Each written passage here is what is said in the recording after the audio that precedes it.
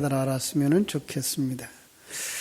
지난 주일은 우리 교회가 추수감사절로 정하고 함께 지난 한 해를 돌아보면서 더 나아가서 지금까지 은혜를 베풀어 주신 하나님을 묵상하고 감사하는 마음을 담아서 귀한 예물을 드리는 시간을 가졌습니다.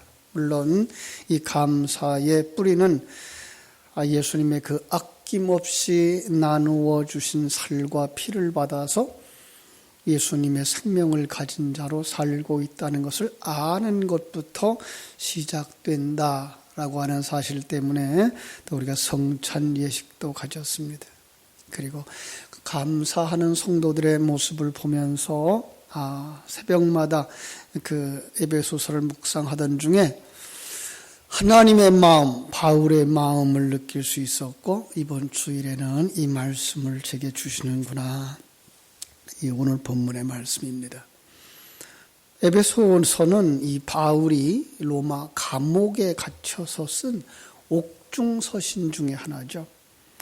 감옥에서 이 에베소 교회의 소식을 전해 듣고 믿음으로 나은 그들에게 자기의 마지막이 다가오금을 느끼면서 꼭 하고 싶었던 이야기를 적어서 보내준 것이 바로 옥중서신입니다.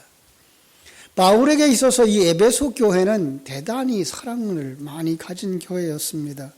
그가 하나님의 사자로 부름을 받은 안디옥 교회에서 잠깐 목회를 하면서 그 교회의 파송을 받아서 처음으로 전도 여행을 하게 되었고 그때의 소아시아 지방의 에베소 지역을 중심으로 해서 사역을 했는데 에베소 지역에서 한 3개월 동안 머물렀어요. 3개월 동안 머무르면서 거기서 아볼로도 만났고 또 브리스길라와 아굴라도 만났고 또 그들로 말미암아서 이렇게 에베소 교회가 세워졌어요. 2차 전도여행, 3차 전도여행을 그가 계속했는데 2차 전도여행 때에는 아예 거기에서 머물러서 3년 동안이나 그 교회를 목회를 했어요. 그들을 잘 가르쳤어요. 그리고 3차 전도 여행을 하고서는 돌아올 때는 길이 거기가 아니어서 그런데 꼭 하고 싶은 말씀이 있어서 밀레도에서 그 교회에 있는 장로들을 초청해가지고 참 그들에게 특별히 권면했던 그런 교회였습니다. 여러 말로 그들을 권면했지만 한마디로 요약하라 그러면 사도행전 20장 32절을 이렇게 드릴 수가 있어요. 지금 내가 여러분을 주와 및 그 은혜의 말씀께 부탁하노니 이 말씀이 여러분을 능히 든든히 세우사 거룩하게 하심을 입은 모든 자 가운데에 기업이 있게 하시리라. 바울 사도는 이제 그들을 떠나면 다시 만나지 못할 것을 알았던 거죠. 왜냐하면 이제 예루살렘에 올라가면 결박을 당할 거다, 붙잡힐 거다, 순교하게 될 거다라는 예언들이 계속해서 들렸기 때문이죠. 자, 그래서 이제 여러분들을 다시 만날 수 없을 것 같으니까 여러분들을 누구에게 부탁한다고요? 은혜의 말씀에 부탁을 한다 그래요. 그래서 그 말씀만이 여러분을 든든히 세울 것이고 여러분을 거룩하게 하실 것이고 여러분을 하늘의 기업이 되게 하실 것이기 때문에 그리고 예루살렘으로 올라갔더니 정말 거기서 결박돼 가지고 감옥에 2년간 갇혔다가 거기서 이제 로마로 이송되어져서 로마의 감옥에서도 한 2년간 이렇게 갇혀 있게 됩니다. 이 로마 감옥에서는 비교적 자유가 있었습니다. 왜냐하면 로마의 시민권을 가진 사람이었고 그를 고소하는 유대인들이 따라오지 않았기 때문에 비교적 자유로운 시간이 있어서 거기서 이제 편지들을 썼던 거죠. 그때에 들려오는 이 에베소 교회의 소식을 접하면서 거기에서 이제 에베소 교인들을 가까이 있는 것처럼 이렇게 느끼면서 그들에게 부탁하고 싶었던 말씀을 전하고 있는 거예요. 사도행전 20장에서 그 마지막에 그 장로님들을 만나서 부탁을 했던 것처럼 사나운 이리 때가 들어와서 제자들을 끌어내고 그리고 자기를 따르게 할 거다. 거짓 복음을 말하는 이들이 일어날 거다라고 했던 것처럼 지금 에베소 교회가 그런 거짓 복음의 유혹을 받고 있는 거예요. 세속의 유혹을 받고 있는 거예요. 그 고통을 당하고 있는 성도들을 바라보면서 첫 마디가 뭐예요? 은혜와 평강이 너희에게 있기를 원하노라. 간절한 소원이죠. 목회자들이 가지는 성도들의 삶 속에도 은혜와 평강이 있기를 원하는 것, 여러분들에게 이 하나님의 은혜와 평강이 있기를 주님의 이름으로 축원합니다. 그리고 나자 곧바로 입을 열어서 1장 3절에서 이렇게 말하죠. 찬송하리로다. 찬송하자라는 거예요. 찬송하자. 성부 하나님, 성자 하나님, 성령 하나님이 우리를 구원하시고 예수 그리스도를 보내서 우리를 구속하시고 하나님의 생명을 가진 자로서 찬송할 수 있게 되기를 원하기 때문에 그는 바로 한마디로 쭉 한 문장으로 3절부터 14절까지를 쭉 써내려가는 거예요. 그리고 나서 이제 이렇게 말하는 거죠. 자, 이로 말미암아 주 예수 안에서 내 믿음과 모든 성도들을 향한 사랑을 나도 듣고 내가 기도할 때에 기억하며 너희로 말미암아 항상 감사한다. 이게 오늘 첫 번째 마디죠. 그죠? 15절, 16절이었어요. 바울 사도는 에베소 교회를 생각할 때에 자기의 감옥에 갇혀 있는 형편도 그것은 문제가 되지를 않았어요. 에베소 교회를 바라다 보면서도 그것이 문제가 되지를 않았어요. 왜죠? 성부 하나님, 성자 하나님, 성령 하나님이 지금도 일하고 있는 사실을 믿기 때문에. 믿습니까? 이 사람들이 찬송할 수 있는 거예요. 이 사람들이 감사할 수 있는 거예요. 저는 여러분들이 이 모든 은혜 속에서 항상 감사할 수 있게 되기를 주님의 이름으로 축원합니다. 그렇다면 이 시국을 만난 우리 대한민국 성도들, 우리 포리교회 모든 성도들 감히 뭐 할 수 있어요? 찬송할 수 있어요. 그죠? 이 상황 속에서 우리는 찬송할 수 있어요. 이 상황 속에서 우리는 감사할 수 있어요. 세상 사람들이 이 메시지를 듣는다고 그러면 참 웃을 거예요. 그죠? 그러나 바울이 이렇게 말할 수 있었던 이유가 분명히 있었어요. 15절 다시 봅니다. 이로 말미암아 주 예수 안에서 너희의 믿음과 모든 성도를 향한 사랑을 나도 들었다는 거예요.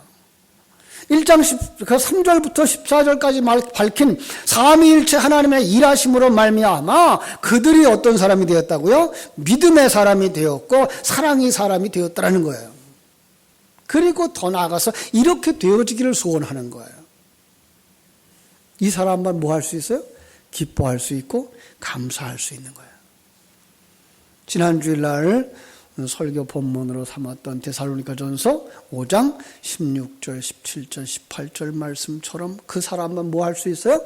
항상 기뻐할 수 있고 범사에 감사할 수 있고 쉬지 않고 기도할 수 있게 되는 것입니다. 왜요? 그들이 믿음 안에 있기 때문에. 어떻게 이게 가능하냐? 주 예수 안에 있는 믿음으로라고 말하는 거예요. 믿음. 이 믿음이란 단어가 많이 왜곡되어지고 있는 거 우리가 알 수 있습니다. 헬라어로는 피스티스라는 단어인데 이 확신하다라는 거예요. 세속적인 언어가 아니고요. 성경에 나오는 언어예요. 로마서 1장 17절에 의미하듯이 신적인 계획과 일하심에 대한 확신, 하나님의 존재에 대한 확신. 하나님 보이지 않아요. 사람들의 눈에는 사람만 보여요. 예. 역사가 움직여가는 형편만 보여요. 그런데 믿음의 사람에게는 뭐가 보여요? 하나님이 보여요. 그죠? 그리고 그 하나님이 그냥 우리와 멀리 떨어져서 아무것도 우리에게 도움 주지 않는 하나님이 아니라 우리와 함께 하시는 하나님. 여러분들 안에서 우리를 만들어가고 있는 하나님을 믿기 때문에 뭐 할 수 있어요? 감사할 수 있어요. 찬송할 수 있어요. 하나님의 계획은 실패될까요? 실패되지 않을까요? 실패하지 않습니다. 민수기 23장 19절 말씀 기억합니까? 민수기 23장 19절 제가 개역개혁 성경으로, 옛날 성경이죠. 이 이전 성경으로 읽어드릴게요. 하나님은 인생이 아니시니 시건치 아니하시고 인자가 아니시니 후회가 없으시도다. 어찌 그 말씀하신 바를 행치 않으시며 하신 말씀을 실행치 않으시랴. 예. 하나님은 그 말씀하신 바를 반드시 실행하시는 신실하신 하나님인 것을 우리는 믿습니다. 그래서 우리는 기도할 수 있고, 그래서 우리는 찬송할 수 있고, 그래서 감사할 수가 있는 거예요. 사람들이 말하는 건 믿을 수가 없어요. 사람들이 말한다고 난 믿어요. 난 당신이 거짓말하지 않는 줄로 믿어요. 그래도 그게 사실이 아닐 수가 있어요. 왜요? 그 판단의 기준이 누구이기 때문에? 사람이기 때문에. 그죠?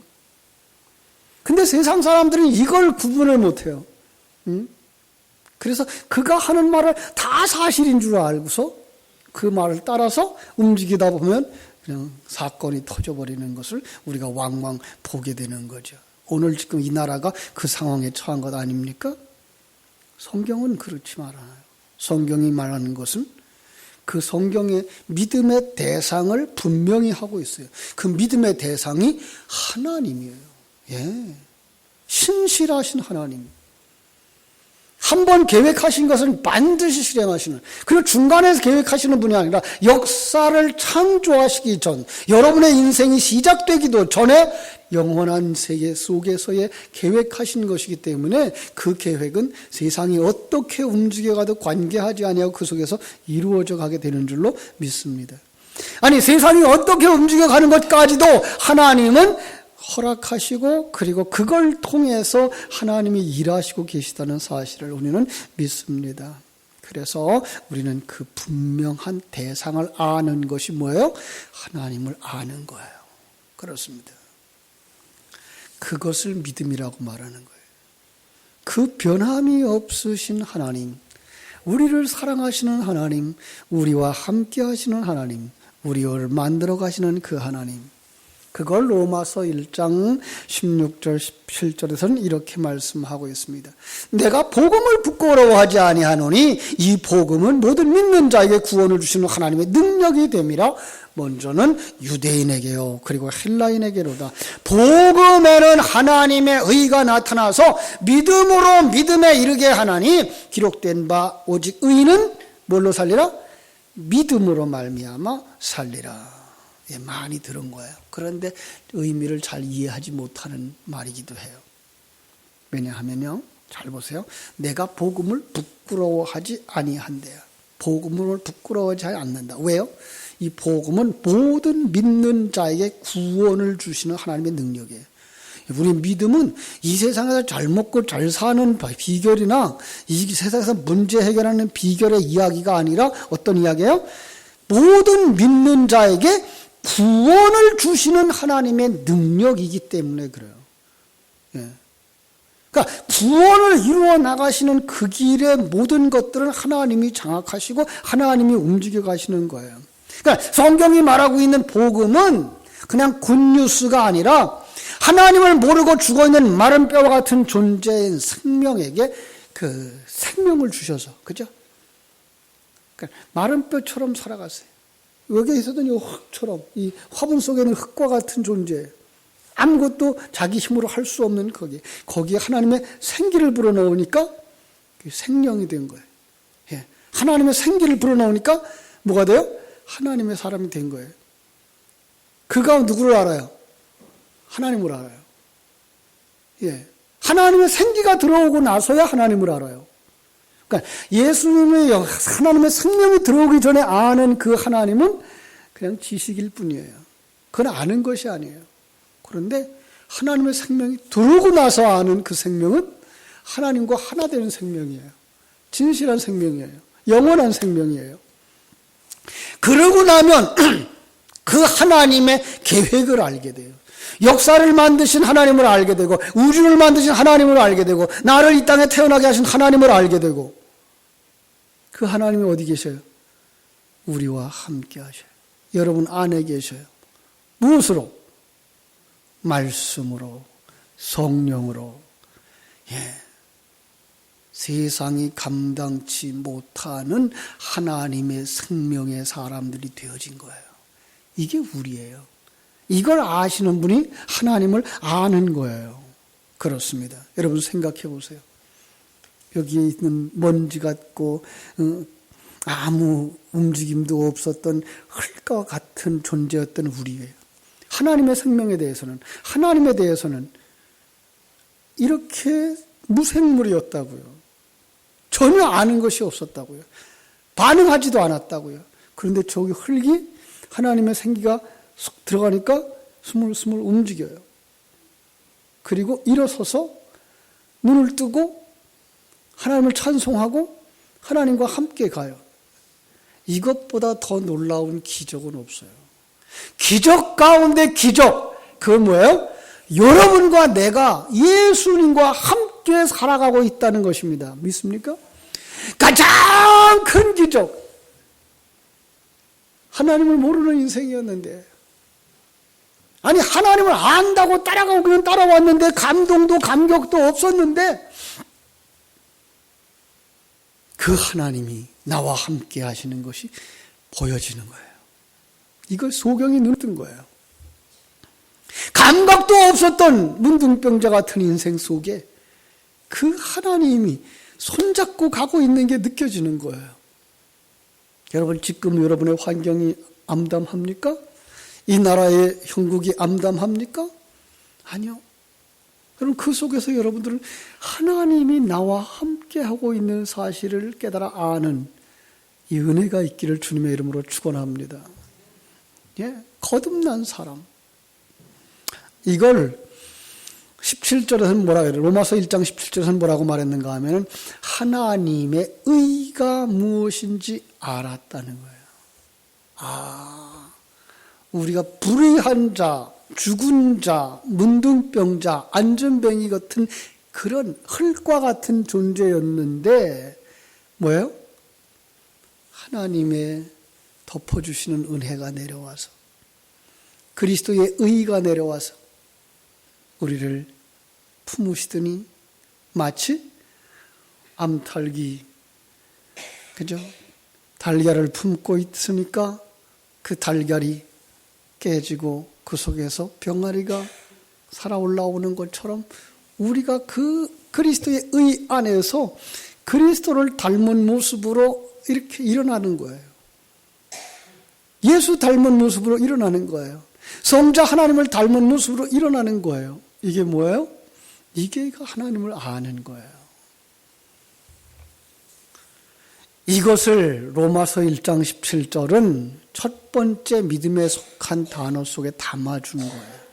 하나님의 계획이다.